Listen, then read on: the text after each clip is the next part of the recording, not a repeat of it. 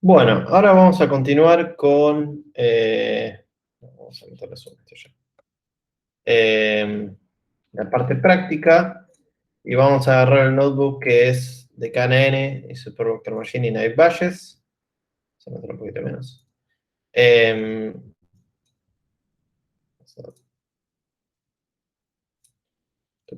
y Naive Bayes, y lo que vamos a tratar de hacer es tratar de plasmar en la teoría lo que estuvimos viendo, plasmar en la práctica lo que estuvimos viendo en la teoría. Oh, Dios, cómo estoy. Bueno, comentario de las funciones auxiliares. Vamos a usar un dataset que se llama el de Iris Dataset, es re famoso. sklearn tiene un paquete de datasets que podemos usar directamente, varios datasets que tienen ahí adentro. Son en general los datasets más famosos y como en primera instancia usadas para la educación y a veces que alguna que otra vez para testear algún algoritmo, ¿no?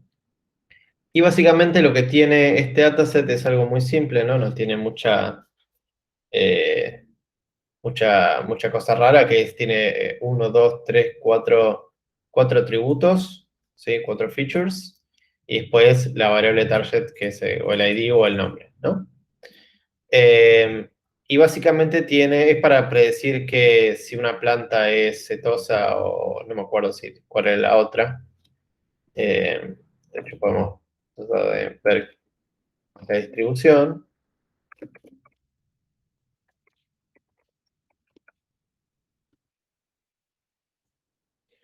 Bueno, tenemos 50 versicolor, 50 virgínica y 50 cetosa. ¿Sí? Esa es la distribución que tenemos. Así que están balanceadas bastante bien.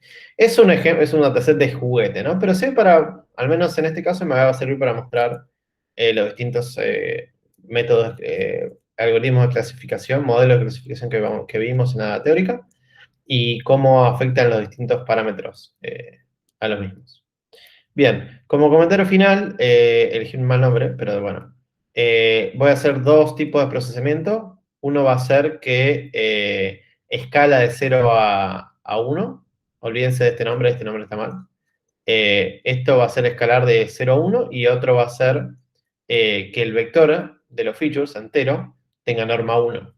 ¿Sí? Tranquilamente podría haber otros procesamientos. De hecho, es lo recomendable que prueben con varios, porque no siempre uno va a funcionar y el otro sí. Eh, sí, bueno, no siempre uno va a funcionar y el otro sí. Lo que uno intentaría más o menos ver a veces es que tenga norma 1, a veces sirve para, por ejemplo, la distancia de coseno, que es simplemente, si tiene norma 1 es simplemente producto interno, y a veces algunas media distancia le gusta que los vectores tengan norma 1. Y a veces no les afecta tanto. Empecemos con KNN. La definición de KNN ya la podemos ver acá en la documentación, ¿sí? Hay un montón de cosas de Nearest Neighbor, ¿sí? Pero no vamos a entrar. Pero se hacen cosas heavy. Las primeras cositas que se hacían con imágenes para tratar de, por ejemplo, en este caso, predecir la siguiente cara, obviamente este es un desastre, ¿no? Se empezaron a hacer con KNN y algunos otros métodos. Pero me fui de tema. Vamos a algo más simple. Vamos a tratar de predecir si, dado estos atributos, de qué clase es nuestra planta. ¿Sí? Empecemos con KNN. ¿Cómo empezamos? Bueno, le conseguimos el dataset del iris, ¿sí? Un comentario muy interesante que vamos a ver en las siguientes clases es por qué tenés, Jorge, 4 particiones, ¿no? Una que es train y otra dice validation dev y etcétera, etcétera. ¿Por qué tenemos 2 divisiones, no? Eso lo vamos a ver en las siguientes clases. Pero, digamos, por ahora, y te lo resumo así nomás, es necesitamos entrenar con una parte y medir con otra. ¿Sí?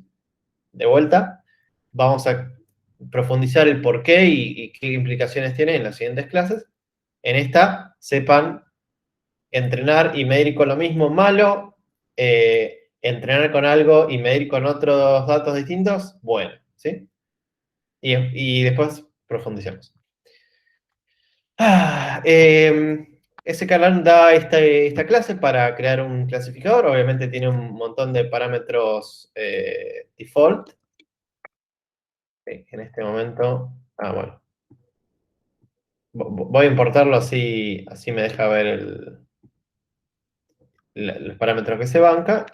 Podemos ver que tiene por default la cantidad de vecinos 5 y un montón de otros parámetros que vamos a tratar de ir entendiendo, ¿sí? Bueno, pero lo primero es, creo el clasificador, vamos a entrenarlo, ¿sí? Los clasificadores, al igual que el árbol de decisión, recibía por un lado los features y en el otro los target, ¿no? Los target va a ser eso, simplemente una... bueno, qué boludo, si no lo corro, los targets es simplemente un arreglo del número de la clase que queremos predecir, y el train va a ser un vector que va a tener todos los, bueno, un vector, una lista de vectores que cada vector adentro corresponde a todos los features de ese i que queremos predecir, ¿sí? Entonces, lo que hacemos acá es hacerle fit, que acuérdense que en KNN no había mucho que fitear, que entrenar, pero bueno, es lo que se usa siempre. Fit y después predict. Ese es el combo 1-2-1-2 que todos los clasificadores de sklearn tienen, fit y predict, ¿sí? Ya como también lo vimos en los árboles. Un segundo que me quiero estar seguro que estar mirando el chat. Bien, sí. Y acá le pedimos al mono predecir, y el predecir va a devolver una lista de vuelta de números de 0, 1, 2, porque son las tres clases posibles. Y vamos a predecir la accuracy, ¿sí? En la clase pasada, Javi se importó una clase de metrics, una librería de metrics de sklearn para calcular el accuracy, pero yo no sé importar la librería, yo quiero calcularlo por mí mismo. ¿Cómo se calcula la accuracy? ¿Sí?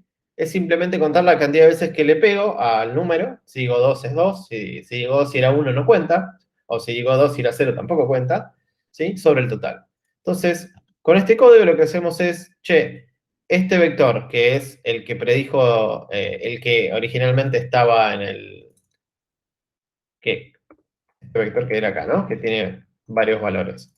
Es igual, por cada elemento, es igual a lo que predice mi modelo. Y acá podemos ver, por ejemplo, 2, 2 suma un poroto. 1, 1 suma un poroto, ¿sí? A ver, en algún momento le pifia. Está bastante bien, ¿eh? 1, 0, dale, un momento donde la pifie. Fila 3, Acá. columna 5, tenés uno. Fila 3, pará, te encontré una antes. Fila 2, columna no sé cuánto. Acá el predijo 2 y en realidad el verdadero era 1, ¿no? Entonces ahí no se cuenta el poroto, ¿sí? Entonces, igual es re complicado, hay que encontrar tres casos de todo el total, ¿no? Porque correctas tenemos 72, ¿no? Igual muchas gracias por tirarme. Fila 3, columna 5. 1, 2, 3, 4, 5. Era 1 y dijo 2. No, perdón, al revés. Dijo 1 y en realidad era 2, ¿sí? Entonces, eso no va a sumar. Bueno, entonces tenemos 72 sobre 75. Si somos así, queremos saber el porcentaje, que en general se mide por porcentaje, tenemos una accuracy del 96%. Ya está, me voy a mi casa. Bueno, no, estoy en mi casa, pero ya está, denme mis dólares. Este modelo anda. Pero veamos que, de vuelta, es un caso de juguete, ¿no? Veamos. Tratemos de jugar con el K, ¿sí? A ver qué pasa. Esto es simplemente un for, vamos a hacer un for y vamos a plotear qué pasa si voy variando el K. Entonces en el eje X tengo los K, vecinos que considero, y después en el eje Y tengo un poroto que cuento la cantidad de correctos. ¿Podría ponerlo en porcentaje? Sí, pero por ahí, para simplificar, pongo correcto, ya sabemos que sobre el total es el mismo, ¿sí? Así que este gráfico no va a variar. Entonces podemos ver que de 0 a 1 tenemos la mayoría de los correctos, de hecho acá hay un pico a 70 y algo de correctos, y después a medida que voy subiendo la cantidad de vecinos, baja, y en un momento cuando estoy en 70 y algo, baja abruptamente, ¿sí? Y mi pregunta es, Bueno, en realidad ya le estuvimos respondiendo en la teórica, ¿no? Pero yo, ¿cuántos puntos tengo? Vamos a hacer la pregunta esa. Vamos a tirarle un... ¿Dónde estás? No, en el valuation. ¿Cuántos puntos tengo para...? Tengo 75, ¿no? Entonces, este casi es el máximo. Nada, quería saber. Entonces, ahora la pregunta es, ¿qué pasa si se elige n vecinos? Es decir, en mi set de entrenamiento, sí, de hecho, corrijo, lo que quería hacer era este de acá, saber el largo, cuántos vecinos, eh, cuántos sería n si quiero saber todos los míos. Ah, también 75. Ah, está dividido entre mitad y mitad, no me di cuenta. Bueno, ¿qué pasa si yo elijo n? O sea, n igual a 75, es decir, todos mis vecinos prácticamente todos mis vecinos de todos los puntos como vecinos del dataset, ¿qué estaría pasando, no? Y vamos a tratar de entender. Hagamos un value count de los i de entrenamiento. ¿Sí? Los i de entrenamiento es cuando estoy entrenando cuántos targets había de cada tipo, ¿no? Y teníamos 0 de... no me acuerdo qué tipo de planta es, pero digamos, la planta tipo 0 tenía 29 apariciones, la planta tipo 2 tenía 26 y la planta tipo 1 tenía 20 apariciones, ¿no? ¿Cómo es la distribución en las predicciones? Bueno, como todos ya dijimos bueno, todos no, pero algunos dijeron en la teórica, va a predecir la clase mayoritaria, ¿sí? ¿Y cuál es la clase mayoritaria? Si nos fijamos en el entrenamiento, teníamos 20, 26 y 29. Entonces, el que aparecía la mayoría de las veces era la clase 0 con 29 apariciones. Entonces, acá, básicamente, lo que aprendió es a devolver la clase 0 siempre. O sea, las 75 veces que le preguntaron, las 75 veces dijo la clase mayoritaria de mi entrenamiento. ¿Sí? Y obviamente esta era la distribución verdadera que debería haber parecido. Esto es, no sé si se entiende las divisiones que hice, pero esto será el target I durante el entrenamiento. Esto es las predicciones que hizo el modelo para las predicciones del set que dejamos aparte. Y esta es la distribución verdadera del set que dejamos aparte para medir la accuracy, ¿sí? Y la distribución real era esta, nada que ver con esta de 0,75, ¿no? Teníamos 30 de clase 1, 24 de clase 2 y 21 de clase 0. ¿Qué accuracy tiene? Bueno, hacemos 30 más 24 más 21, que es el total, y lo dividimos sobre la cantidad de veces que le pegó bien. ¿Cuántas veces le pegó bien? Le pegó bien 21 veces, porque sí, aunque está así de bruto diciendo que es 75 perdón, que es 0 todo el tiempo, a algunos le va a pegar. ¿Cuántas veces le pegó? 21. Entonces tiene una accuracy nefasto de 28%, pero tiene algo de accuracy. Esto lo podemos ver en el gráfico, ¿no? No bajó a 0, bajó a 20. ¿Sí? Entonces, muy interesante. Si me zarpo con el n, voy a tener lo que se llama underfitting, ¿sí? O sobregeneralización. Es decir, devolver la clase mayoritaria independientemente de lo que me venga. Y en el caso de tener k igual a 1, voy a tener overfitting probablemente. ¿Sí? Bien. Volvamos con las preguntas de la teórica, ¿no? Era, che, ¿todos los atributos pesan lo mismo? Y la respuesta, habíamos dicho que no, que queríamos usar las distancias. Bien. Entonces, obviamente esto no es la primera vez que se lo preguntan y ese canal ya tiene implementada una forma de agregar la distancia a la forma de calcular, ¿no? Entonces, tratemos de utilizar distintas... No, pará, al revés. Ya me estaba adelantando al siguiente segmento. Acá viene la pregunta que le dije al inicio de ¿qué pasa si tenemos atributos que tienen distinta escala? ¿Qué pasa si tenemos atributos que, por ejemplo, en pesos tenemos miles y en altura o peso tenemos, no sé, cientos, ¿no? 10, 20, 80, 0,2, ¿sí? En la distancia euclidiana tradicional, esto va a hacer que los atributos con poco escala no importen para nada en el cálculo de la similaridad. Entonces, ¿cómo hacemos para solucionar eso? ¿Cómo hacemos para que todos los features tengan algo de importancia, ¿no? No, por ahí nunca, no sé si vamos a conseguir siempre la misma, pero aunque sea vamos a conseguir que tengan bastante importancia con respecto a la escala original, ¿no? Entonces, lo que vamos a hacer es aplicar simplemente distintas transformaciones. Uno es normalizar toda la fila a norma 1, ¿sí? Es por fila. Y la otra que vamos a hacer es escalar todo el feature, esto es por columna, de que vaya en valores 0 a 1. Y ploteemos. Ploteemos el mismo gráfico que antes, ¿no? Entonces tenemos en el azul nuestro mismo gráfico que teníamos antes, ¿sí? Y en el naranja tenemos a nuestra pequeña preprocesamiento que agarramos y poníamos a todos los vectores con norma 1. Y en el azul, perdón, en el verde tenemos a los que yo agarro cada feature, cada columna, y los escalo de 0 a 1, ¿sí? Para que todos tengan la misma escala. En este caso, particularmente, los escalados de 0 a 1 ¿cómo es? No tienen peor performance que los de norma 1, ¿sí? Podríamos también hacer dos cosas, ¿no? Escalar y después normalizar y hacer cosas así, ¿no? No se limiten solo a este tipo de procesado, sino a otros más. También se puede hacer que tengan norma media 0 y división estándar 1. Se puede. Los procesamientos que vimos, de hecho, por ahí lo abro. De hecho, acá está. Los procesamientos que vimos en la clase de Feature Engineering, ¿no? Los podemos... rompí todo. Me asusté.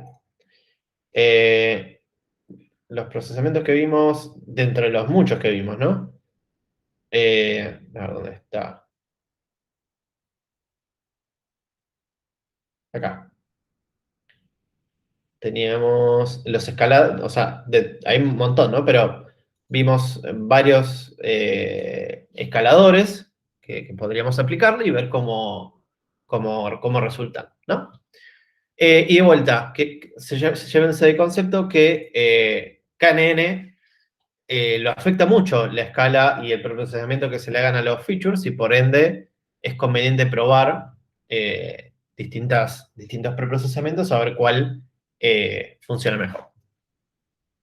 Bien, pero indefinidamente esto podemos ver que si empezar poco en el K tampoco sirve, así que nada, muy interesante. O si pongo un K igual a 1, para ahí en estos casos, como son medio juguete, funcionan bien, pero no sabemos si esto es correcto en un dataset más real, ¿no? Probablemente con K igual a 1 no funcione tan bien. Bien, ahora sí. Dicho esto de las escalas, ¿sí? ¿Cómo hacemos para... bueno, y termina el tema de las escalas. Ahora, ¿cómo hacemos para el problema de que no todos los vecinos son igual de importantes a la hora de hacer la votación? Como dijimos en la teórica, ¿no? Estaría bueno ponderar al vecino que estaba más cercano versus el último vecino del K, ¿viste? Por ahí tenías un K de 7, y para el primer vecino más cercano era más importante que el séptimo vecino que estaba más lejos. ¿Cómo trato de ponderar eso? Bueno, y dijimos por la distancia, ¿no? En la teórica. Ahora tratemos de plasmarlo a scalar. Ese scalar tiene al menos dos formas de decirle, de hecho debe tener más, de cómo utilizar la distancia a la hora de realizar la votación, ¿no? Entonces, tiene dos. La primera es uniform, es decir, todos los vecinos pesan lo mismo, no me importa cuál. Y la otra es en base a la distancia, es decir, la inversa de la distancia. Es decir, 1 sobre la distancia de este vecino con la nueva distancia, ese va a ser tu importancia a la hora de votar. ¿Sí? Entonces, tratemos de plotear este gráfico, ¿no? Para ver cómo reacciona las distancias a partir de que le empiezo a zarpar con el K. Y acá podemos ver que el naranja, que es el que utiliza el inverso de la distancia como forma de ponderar las clases, es un poquito más robusto a pifiarle al K, por así decirlo. Si bien vemos que es un poquito impactado, y en general sí va a ser impactado, podemos ver que funciona un poquitito mejor que el simple y llano caso donde consideraba todos los pesos uniformes. Claro está que esto es para este dataset y podría haber otros que funcionan mejor considerando todos los pesos uniformes O podría ser otro mejor considerando que los pesos son el inverso de la distancia, ¿no? Pero es muy importante que se entienda esto, que puedo usar la distancia como ponderación de la votación de qué clase es, ¿sí? Bien. Y en este caso, por ejemplo, con k igual a todos los puntos, como todos los puntos tienen un peso ponderado, no sufrimos el problema de volver la clase mayoritaria, ¿sí?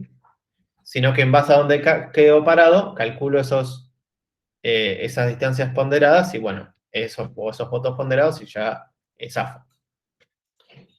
Bien. Vamos al cómo se calcula la distancia, ¿no? Yo dije en la teórica que había dos, la euclidiana ¿cómo se dice? Y la coseno, pero en realidad hay muchas más. En la mayoría tenemos la euclidiana, ¿sí? Pero después tenemos, no sé, Manhattan, que esta es la distancia creo que por esquinas, o sea, los moverte a la izquierda o abajo o arriba, o sea, en formas cuadradas. Y hay un montón más, que de hecho hay algunas que no tengo idea qué son. Y acá vamos a ver, sí, no, y acá vamos a ver tres distinciones, ¿no? ¿Por qué, Jorge, estás dividiendo en tres listas distintas donde están los pesos repetidos en varios casos, ¿no? En la euclidiana, por ejemplo.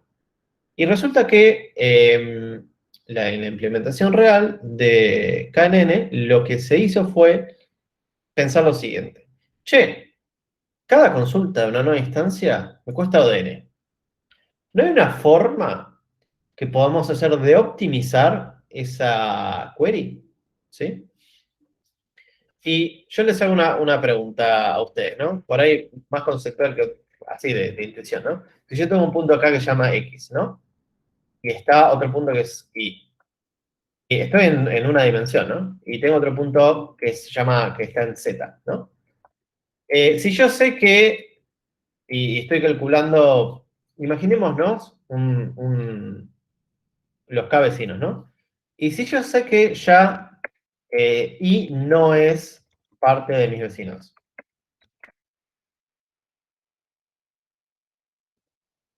¿Tiene sentido calcular distancia para Z? Es una pregunta para ustedes. Joaquín dice no.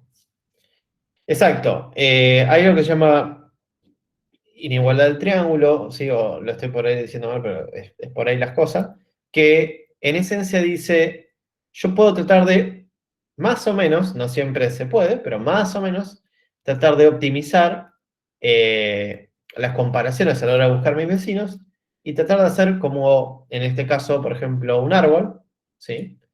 De decisión o de distancias, en donde yo si quieren voy a hacer después un video extra, porque el cuatri pasado lo di en esta clase, un gráfico, y como que siento que los perdí, así que este cuatri voy a mandar un video por ahí después, explicando la esencia de esto, pero en fase de explicarles cómo funcionaba, no se entendió el concepto, ¿no? Y eso se plasmó mucho en los TPs.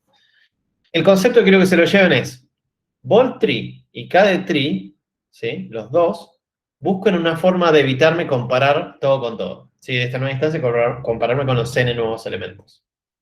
Y lo que va a hacer es armar un árbol, de forma tal que yo en la comparación de esos árboles pueda ir descartando ramas.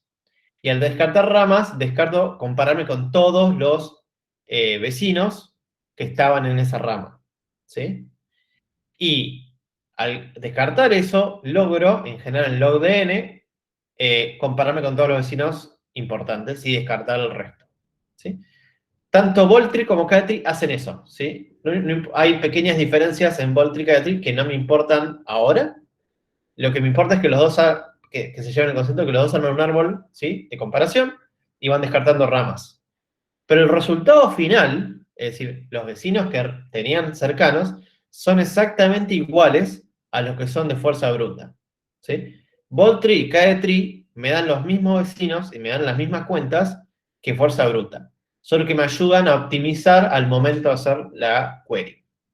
En contraposición, Vol-tree y KL-tree, en el momento de, comillas, entrenamiento de KNN, lo que van a hacer es armar el árbol este árbol para hacer las consultas, ¿sí? Así que en adición de todos los puntos van a tener un árbol para hacer como una especie de búsqueda más optimizada. Pero el resultado de la búsqueda va a ser el mismo. Si cuando están buscando después, no quiero como adentrarme en muchas cosas en el futuro, pero lo importante es si yo estoy buscando el K, por ejemplo, ¿no? Para buscar mi mejor K. ¿Tiene sentido que prueba en adición el algoritmo Vol-tree, el algoritmo KD-tree y el algoritmo Brute Force en adición al K?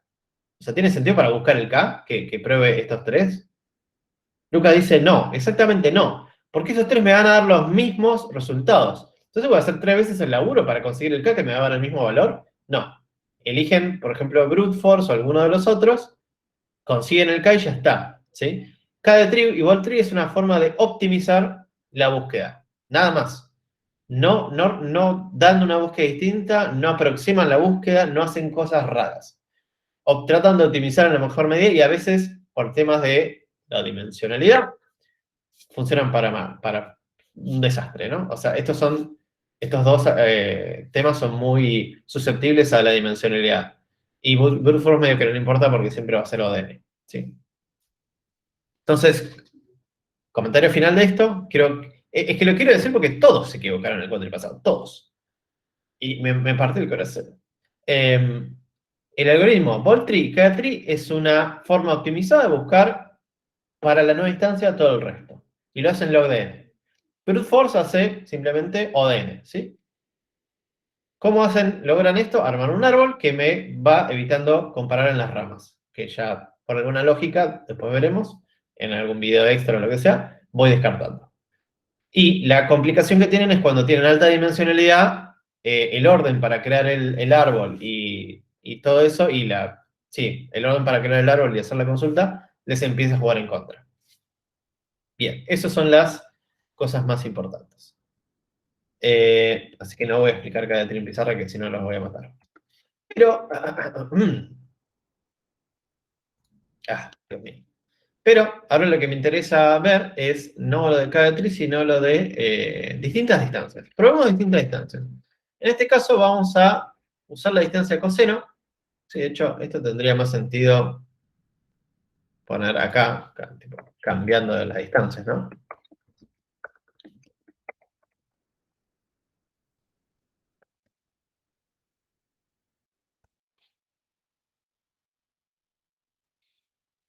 Y vamos a poner acá, nuestro amigo Borat va a ser nuestro invitado hoy. Vamos a tratar de cambiar la distancia. ¿Cómo la cambiamos? Simplemente le pasamos coseno o alguno de los otros que vimos acá, ¿sí? Y creamos ¿cómo se dice? El clasificador. Entonces ya empezamos a tener varios parámetros a la hora de crear el KNN, ¿no? Tenemos por un lado la cantidad de vecinos, por el otro es si considerar o no los pesos, la distancia, el inverso de la distancia a la hora de realizar la votación. Después el otro parámetro es la distancia usada para decir qué tan cerca o lejos están 2 puntos, ¿sí? Ya empezamos a tener más parámetros, ¿sí? Entonces hay que hacer un for, de un for, de un for por cada uno, para tratar de ver cuál es el mejor, ¿sí? Y hagamos eso. Ploteemos los dos. Por un lado, estoy ya en distancia coseno. ¿Cómo estoy con esto? Distancia coseno. Vamos variando el K y vamos a plotear las dos distancias.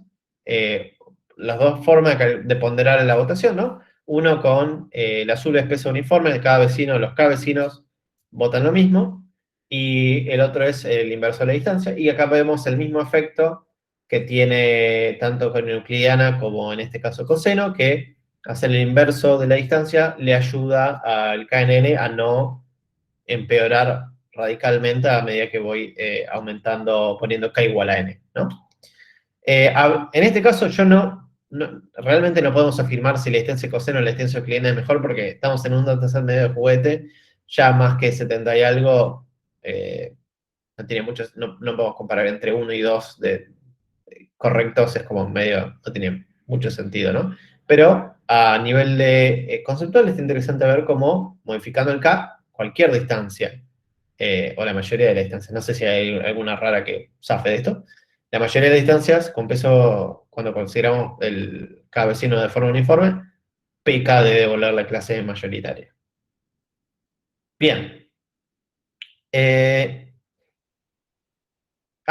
hay dos videitos sobre el tema de Paul Tree y KD Tree que me gustaron mucho, que hablan justamente de un enfoque más, de hecho por ahí no hace falta hacer los videos, ya que estos dos los explican muy bien, y hablan justamente de las consideraciones de las cosas que usa Paul Tree y KD Tree para cortar en el árbol, ¿no? Pero básicamente para el clasificador es simplemente poner qué algoritmo es. Que obviamente auto creo que elige en base a la cantidad de features y la cantidad de datos. Elige alguno de estos. Eh, Nada, es un tema a considerar. Eh, Hablando de variantes, hay otra variante que se llama Radius Neighbor, que en vez de usar los K vecinos más cercanos, le ponemos un radio en distancia. Acuérdense que el radio va a depender mucho de la distancia que usemos, que le pongamos. Pero va a decir, bueno, considera a tus vecinos como los que están dentro de un radio.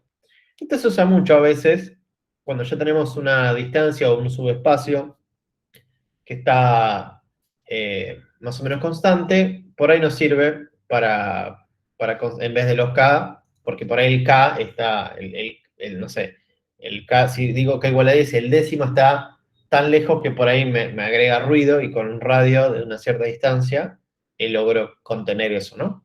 Son distintos approaches. El constructor es en esencia el mismo, solo que en vez de K-neighbors le ponemos radio neighbors. Entonces no me voy a gastar en explicarlo, pero cumple con todo lo anterior también. Obviamente, alguien me puede decir que si considero un radio igual a todo el subespacio, a la distancia máxima entre mi distancia y todo el dataset, alguien me puede decir qué va a pasar.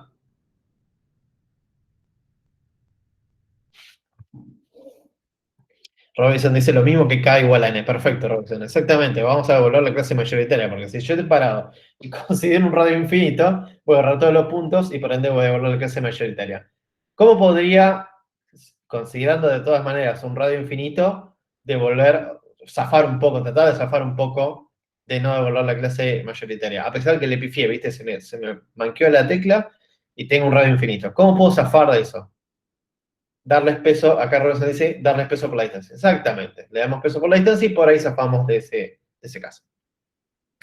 Y acá viene la parte divertida, es, che, Jorge, yo no tengo 75 puntos, tengo millones de millones, ¿no? ¿Cómo los podemos seguir usando un clasificador? KNN, les puedo asegurar que después de un millón, ya el olor a quemado de la CPU es hermoso, podemos hacer unas tortas fritas, de todo, ¿viste? Ya la ponemos el mate arriba de la compu y ya se calienta solo, ¿sí? Así que tenemos que buscar otra alternativa, y las dos alternativas más usadas en la industria son una que se llama Anoy de Spotify, ¿sí?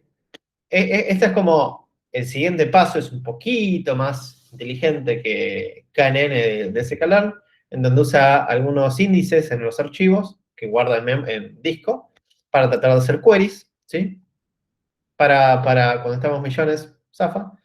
Pero después tenemos al papá grande, ¿no? Que es Face, de Facebook, que este es un monstruo, prácticamente es un monstruo, que podemos usar tanto GPU como CPU para hacer las queries. O sea, podemos poner una GPU monstruosa y hacer queries con esto. Y de hecho yo lo estuve elaborando en el laburo hack, que casualidad. Y Face tiene un montón de cosas muy interesantes a la hora de tratar de apalear el problema de, acuérdense que KNN lo que hace es tener todo en memoria, ¿no? Para hacer la query, comparar todo con todos. Pero ¿qué pasa si yo les digo que el espacio utilizado para cada feature, ¿no? Cada numerito, lo recorta, ¿no? Usa menos bits. Entonces tenemos menos espacio. Y para el usar menos bits, las computaciones, el cálculo de distancia, también es más rápido. Y entonces Face tiene, esto excede la materia, ¿no? Pero se los cuento como chuchería que a mí me recopa. Face tiene un montón de tipos de índices que le podemos decir que trata de incluso hacer reducciones dimensionales, reducciones, sí, de dimensión, con distintas formas, ¿no? Se escapan completamente de la materia, pero hay una que me gusta que es el quantizer, que es, por ejemplo, si tenemos un float, por ahí usa menos bits para representar ese float, o incluso por ahí lo pasa a un entero, y mapea todos esos floats a un número entero, para un número grande, ¿no? Parece un entero que ocupa mucho menos. Entonces ya tenemos una reducción de dimensionalidad. Hay colisiones y todo, pero hace más rápido las búsquedas o hace menos intenso en memoria el dataset. Está muy pensado para cosas de muchos datos, ¿sí? De hecho, no se los recomiendo para cosas simples. En esta cátedra ni en pedo lo usan. Pero sepan que si de repente tienen millones de datos en el laburo y esto no corre por ningún lado, primero prueben Annoy y después prueben Face, que Face no lo... que va a andar muy bien, pero es muy heavy. Es muy heavy, no, eh, tiene más complejidad, es una herramienta más compleja, ¿no? Bien. Eso con horario de punto de colorcito. Pasemos al siguiente modelo, Night Badges. Con Night Badges, las implementaciones que tiene ese calor, ¿no? Si entramos acá, vamos a cerrar vamos a cerrar este. Las implementaciones que tiene Night Badges básicamente son lo que estuvimos viendo. Si alguien quiere ver la teoría de probabilidad, está acá, pero si no, siéntase libre de completamente ignorarlo. Y lo que vamos a hacer es ver los tipos de ahí. La de categorías, ¿sí? De features discretos, se llama multinomial, que es la que vimos. Después está la de features continuos, ¿sí? Que se llama gaussiana. Y después tenemos una categorical que, ignórenla, no la voy a explicar. Entonces, si nuestros features son discretos, vamos a aplicar multinomial Naive Bayes. Si nuestros features son continuos, vamos a aplicar Gaussian. Y tratamos de aplicar Gaussian acá. Y pregunta para ustedes, ¿es correcto que esté aplicando Gaussian en este caso? Este es nuestro dataset, ¿no? Tenemos, esto era el ancho, largo, el pétal, no sé qué, de nuestros medias de nuestro árbol, de nuestras flores. ¿Está bien usar el Gaussian Night Bayes para estos valores?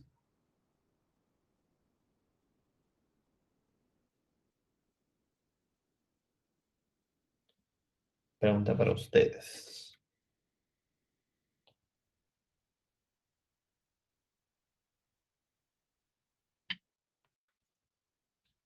Luca dice, técnicamente son continuos, pero parecen estar muy truncados, no sé. Eso es una buena. Habría que ver, la verdad no me fijé, pero si tenemos valores que son continuos, pero están truncados, entonces tienen muy poca variación, digamos, si hay 0,2 y 0,3, vamos a poner un caso muy bobo, ¿no? Si tengo un feature que dice 0,2 o 0,3, está bien, es continuo, pero solo tiene dos valores, sí, podemos hacer algún truco para considerarlo categórico o algo así, sí, es válido. Vamos acá a decir que hay bastantes valores continuos que me van a hacer esa táctica no muy útil. Pero es una buena, es una buena. Digamos que son lo suficiente continuos para que esto funcione. Así que la respuesta es sí, son continuos. Vemos acá que funciona bastante bien, ¿no? El número de correctos sobre el total. Hacemos lo mismo que hicimos antes, ¿no? Dividimos en entrenamiento y chequeo. Construimos nuestro Gaussian Naive, que tiene un montón de atributos. El atributo más importante que van a usar acá es básicamente el smoothing. Acuérdense, el smoothing es qué probabilidad ponerle a un evento que nunca ocurrió para que no me dé cero la probabilidad y me rompa todo, o no funcione bien. En este caso es algo a la menos 9, a la menos 9. No sé cuánto es esto bueno, era menos 9, que es un valor chiquito. Y después tiene algunos otros valores, pero no, la verdad, el más importante es ese.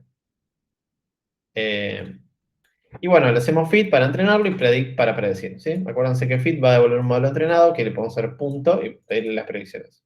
¿Sí? Es válido. Obviamente acá perdí el módulo entrenado a hacerlo predict. Pero bueno. No, mentira, lo tengo acá. No dije nada. Entonces, mirando, tenemos una curva así de 71 sobre 75. No sé cuánto es esto. 71 sobre 75, que es bastante bueno, ¿no? 94. Está bien. Ahora apliquemos multinomial. Y veamos. 45 sobre 75. ¿Alguien me puede explicar por qué anda mal esto? ¿O anda peor que el otro?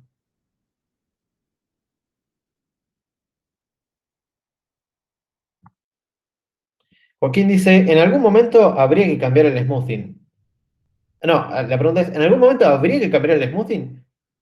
La respuesta corta es no, al menos que te ande mal el modelo y sepas que por ahí te van a venir eventos o combinaciones de valores que estás seguro que no vas a tener y que quieres estar un poquito más laxo en ese sentido. Pero a priori no lo cambias y cuando buscas los parámetros, sí, podrías agarrar y probarle, cambiar un poquitito. No mucho, porque no es muy, no impacta mucho, pero sí, jugar con un poquito, variarle un poquito el smoothing a la hora de buscar el mejor modelo, sí.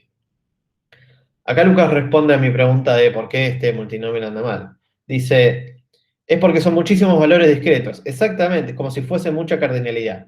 Exactamente, lo que está pasando es que, si volvemos a ver nuestros datos de entrenamiento, este multinovel está considerando cada uno de estos posibles valores como una categoría, como una clase discreta. Entonces tenemos una cardinalidad ridícula acá, muy grande.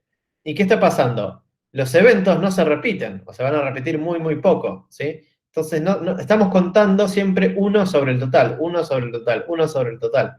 Entonces, este modelo no va a andar bien porque considera cada uno de estos un evento, un valor discreto. Cuando se machen va a mancharse, ¿no? Si aparece, a ver, acá, 0,2 y 0,2 va a ser el mismo evento, o la misma categoría, genial. Pero vimos, como dice Lucas, que la cardinalidad nos va a venir gigante, y dado que es un dataset chico,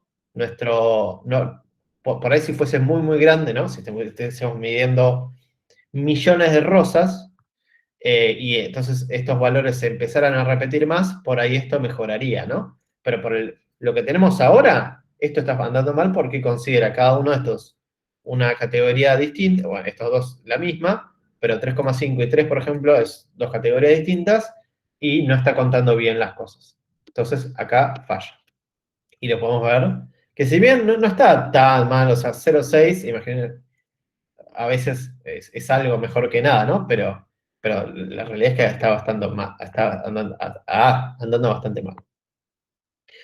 Comentario final sobre esto, no lo voy a poner acá, pero sepan que lamentablemente hay otras librerías que lo tienen ya implementado, no sé por qué ese calor no, se ve que porque no le dieron mucha bola a Naive Bayes, que es, ¿qué pasa si tuviésemos un dataset que en vez de, como vimos acá, tuviese solo valores continuos, tuviese valores continuos y, por ejemplo, una variable categórica, ¿sí? O varias variables categorías? ¿Cómo los podríamos mezclar? Bueno,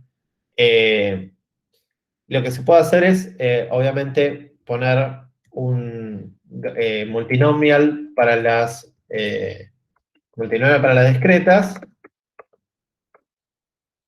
y después poner en conjunto un gaussiano para las continuas, hacer que cada uno de estos devuelva una probabilidad, ¿no? Y juntarlos todos con una gaussiana de vuelta. Ay, pará, acá pegué mal. Y mezclar todo, recibir las dos probabilidades por una gaussiana. Este sería como un truco bastante berreta para no salir de ese calor, ¿no? Pero sepa que existen librerías que ya se bancan, tanto continuos como discretos, sin problema. Bien. Nada, es un comentario. No me voy a entrar en detalle de esto porque no hace falta. Sí. Vamos a nuestro último clasificador, Support Vector Machines. Oh, yo estoy siguiendo, pero por favor, si no se entendió algo de esto, o algo de lo anterior, o algo de la teórica, me paren y me dicen, che, no entendí esto. No se queden con las dudas que estoy acá, ¿eh? Cero drama. A ver, y estadísticamente ya somos 30 personas.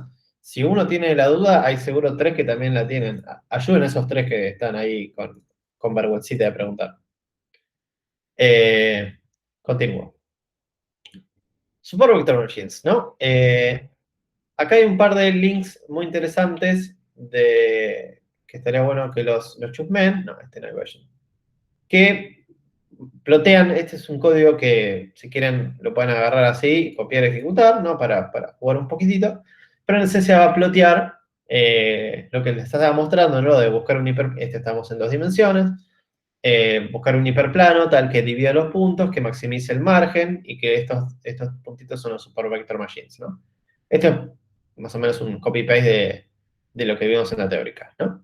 Pero después también tenemos los kernels, que está muy interesante, que cada kernel va a tener como una forma distinta de asignar probabilidad a un cierto punto de si es de un color, ¿no? Y podemos ver acá los 3 más comunes. A la izquierda arriba tenemos, voy a poner un poquito de zoom, tenemos el lineal, que es siempre una recta. Si ven una recta es lineal, ¿sí? Fin. Si ven algo que es una recta media con un par de copas encima, asuman que es un polinomio, ¿sí? Entonces es un kernel polinomial. Y si vemos así tipo burbujitas o justamente, no sé, círculos, ya podemos saber que más o menos este es un kernel radial, ¿sí? Estos son los 3 más comunes. Y acá tenemos bueno, acá hay un montón de código, bueno, no tanto, para plotear estos gráficos, ¿sí? Por último, también acá tenemos un poco de lo mismo. Ahora son más puntos, ¿no? Un kernel lineal, uno radial y uno polinómico. Acá, por ejemplo, el polinómico se mueve un poquito distinto, pero también debe ser un polinómico de bajo grado. No sé qué grado será, pero a ver, por ahí lo podemos ver. ¿Dónde estás? Lineal. No lo encuentro. Pero, esto es importante, porque lo vi en los siguientes. Estoy como, ya, sepan que todo lo que estamos dando ahora es para la segunda, y todos los comentarios que hagamos ahora son prácticamente para la segunda parte del TP, porque la primera es gráficos y un baseline con ifs. Y ahora estamos dando modelos, y los modelos los van a aplicar en la segunda parte, ¿sí? Entonces, todo lo que diga con referente a los modelos, lo van a tener que mirar a aplicar en la segunda parte. Cuando estén en la segunda parte del TP y estén con los distintos clases y modelos, ¿no? Por favor, miren la documentación. Es bastante pago, pero no lo miran. En la documentación van a ver que cada kernel, por ejemplo en SVM, tiene distintos parámetros, ¿sí? Y cada parámetro afecta o no un determinado kernel. ¿Cómo podemos saber cuál afecta o no? Bueno, nos vamos a la documentación de Supervector Machines y seguramente, denme un segundo, ¿dónde estás? Vamos a las kernel functions y vemos las definiciones de los distintos cada uno, ¿no? Y vemos cómo afecta a cada uno. Por ejemplo, el polinomial tenemos la d de degree y el parámetro coef que afecta a r, ¿sí? Después también en el radial tenemos a gamma, que será este de acá, que es la importancia de la distancia al cuadrado. Y después el sigmoide, si alguien quiere probar, que está perfecto probar, es R de acá, con el coeficiente, ¿sí? Entonces, cuando prueben los distintos kernels, prueben sus asociados parámetros, ¿sí? Bien. Volviendo al tema anterior. Listo, la documentación. Vamos a tratar de ver qué nos devuelve Supervector Machines aplicándole estos nombres están mal, pero bueno. Acuérdense que uno era escalado de 0,1 y el otro era que la norma del vector era 1. Estos valores los tengo que corregir para después. Pero vemos que más o menos no afecta demasiado, pero un poquito, el preprocesamiento que se le hace a los supervectors al Supervector Machine, ¿no? No, sí, podríamos resumirlo así. A veces le afecta, a veces no. ¿Cómo se dice? Acá estamos creando el Supervector Classifier con los parámetros default, que los parámetros default, por default, le dicen el radial, que el radial en general es bastante, es el mejorcito. De hecho, si vemos matemáticamente, que no entra en la materia, sabemos que el radial se puede, o sea, un polinomio de grado infinito se aproxima al radial. Entonces, el radial es bastante bueno en general. Tenemos el C, acuérdense del C, que es la cantidad cuánto se banca el ruido. Y bueno, tenemos un montón de otras cosas que, que no importan mucho. Vamos a probar distintos kernels. Y acá, de vuelta, hago mucho énfasis porque no sé qué pasó con esta clase, que el cuatri pasó, al momento de aplicar Supervector Machines o Supervector Classifier correctamente, cada uno como hizo así y me entregó algo como si fuese, como si los kernels no existiesen. Y los kernels son lo más importante y crítico de este algoritmo. Digamos, sin los kernels, este algoritmo sería caca. Porque es buscar una recta, buscar un hiperplano. Y buscar un hiperplano en un problema no linealmente separable, que todo, casi 99,999% de todos los problemas son no linealmente separables, no sirve para nada. Entonces, el truco de SVM y la esencia de SVM es los kernels. Entonces, por lo tanto, hay que probar los kernels. Bien, el kernel lineal, el que más es una recta, así que el parámetro que le importa es C, que se agregó, no está en la cuentita matemática, pero sepa que está por ahí dando vuelta, y podemos tratar de plotear cómo responde C a cómo se hace responder a Supervector Machines. Obviamente me estoy yendo a un C demasiado grande, de hecho por ahí te tarda demasiado. Dejémoslo un ratito a pensar. Pero en esencia estábamos diciendo que sea el kernel lineal y un soporte, una robustez ante... Estoy grabando, ¿no? Espera, me entró la duda. Gracias. No, me agarró un pánico. Sí, estoy grabando. Me agarró un pánico total, perdón. Por favor, siempre fíjense que estemos grabando porque si no, me recibo de boludo. Bien. Comentario adicional, ¿no? No es muy importante, sepan que existe una implementación en ese kernel que tiene una implementación más eficiente para el kernel lineal y a veces se usa cuando tenemos un problema muy complicado, ¿sí? Muy grande, muy complicado, a veces conviene primero aplicar ese que es muy rápido y después aplicar los otros. Acá podemos ver, por ejemplo, que el C no varía en este caso mucho.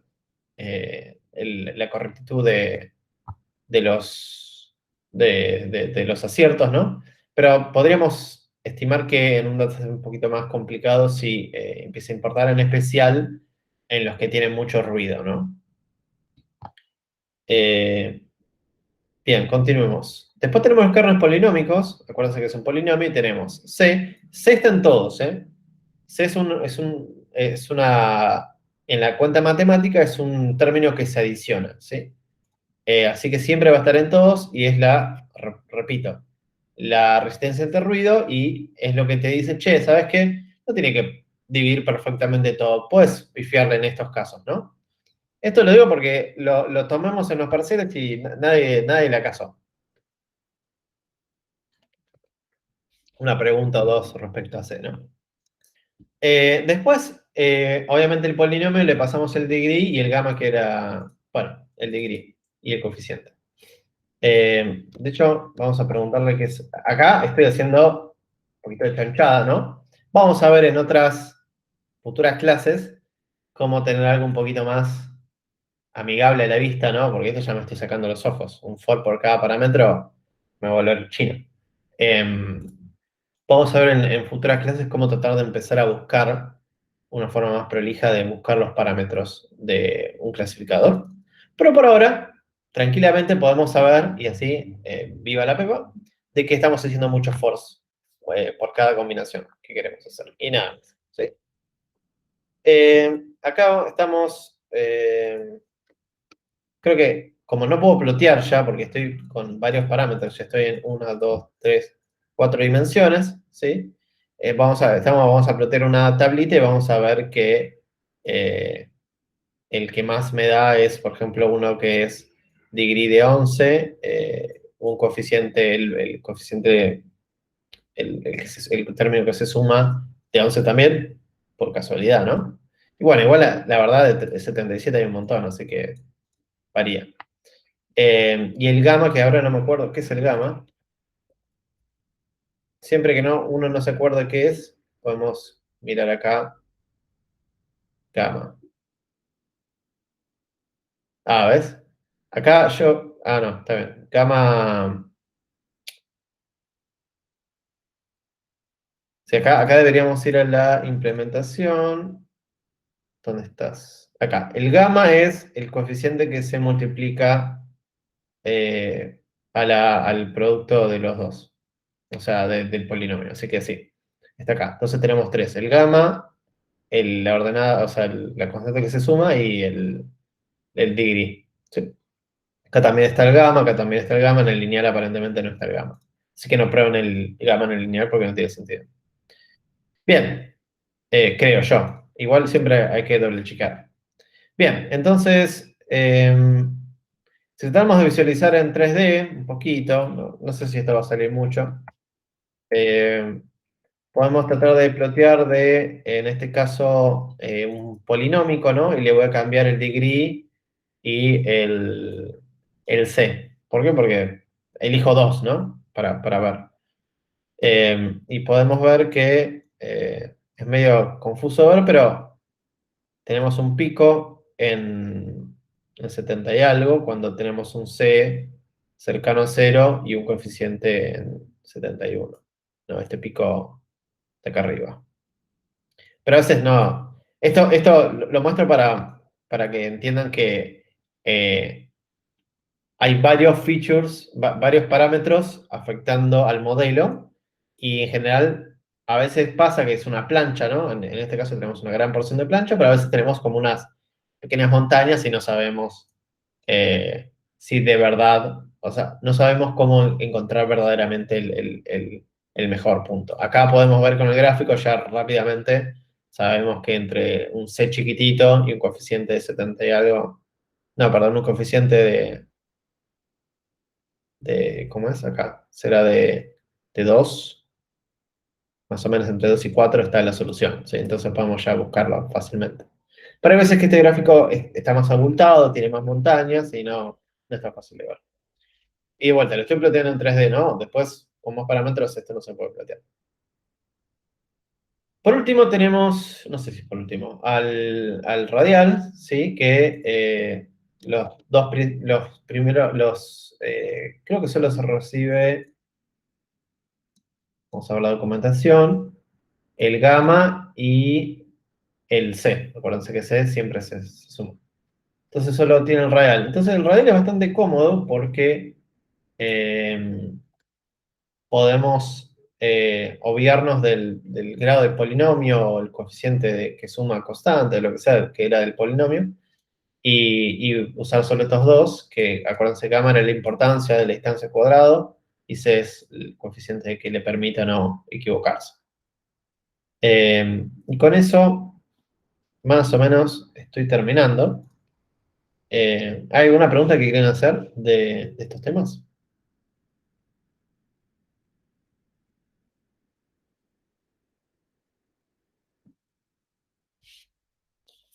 O ya abrimos preguntas de cualquier parte, ¿no? ¿Quieren repasar algo de la teórica? Tenemos tiempo, así que ¿quieren repasar algo de la teórica que no les haya convencido? ¿Algo de la práctica?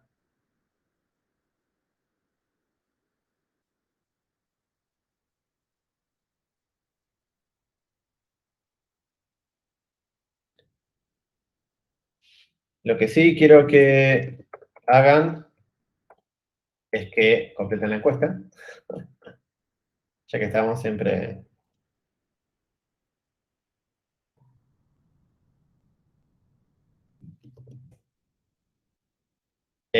Pero me gustaría, no, en serio, me gustaría que alguien tiene una pregunta de este tema para ir cerrando la clase, ¿no? Porque terminamos como 10 minutitos antes, así que no molestan a nadie haciendo la pregunta, si no entendieron algo.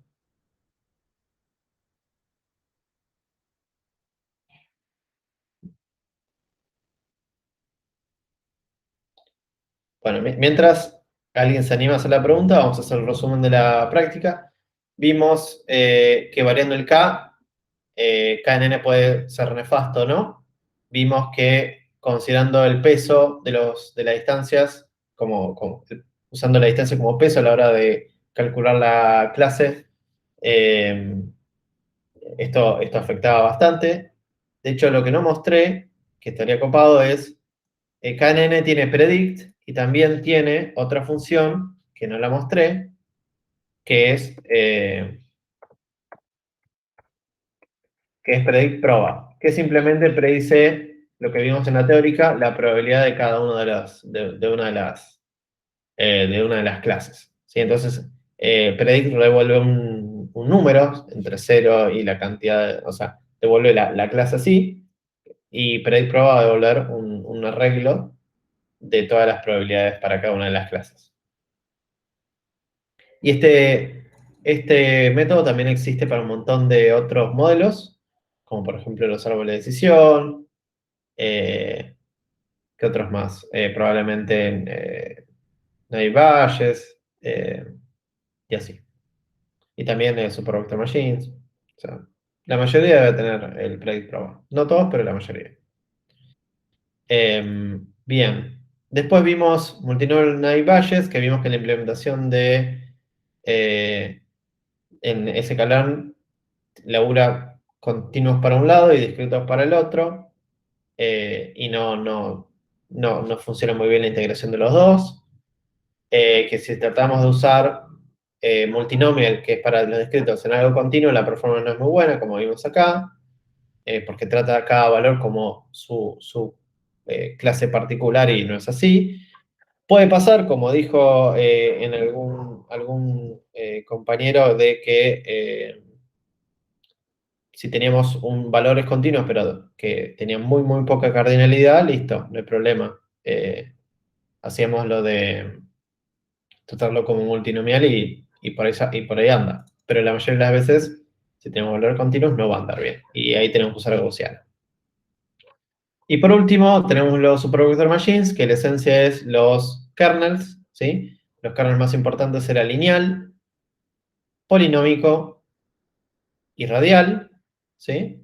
Y cada uno tiene sus parámetros o hiperparámetros, esto ya se considera como hiperparámetros, que lo hacen funcionar y que tenemos que ver la documentación de cada uno de cada uno de los kernels para saber cuál afecta a cuál. ¿Sí? Y ya con eso terminamos la práctica de hoy. Jorge, Bueno, te pregunto algo.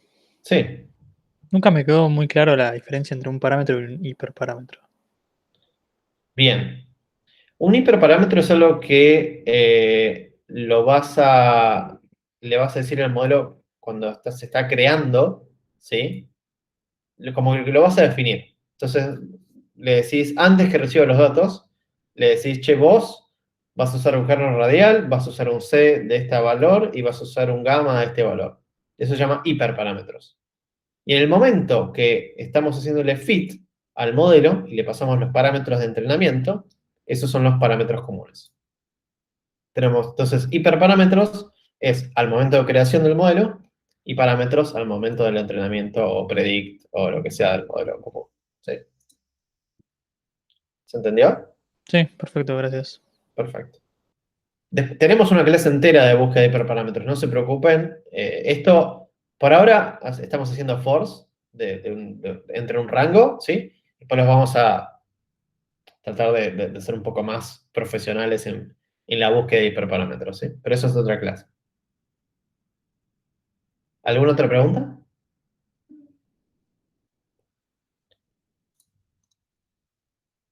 Bueno, si no hay preguntas, corto la grabación. Igual me quedo como siempre hasta responder todas las dudas que quieran.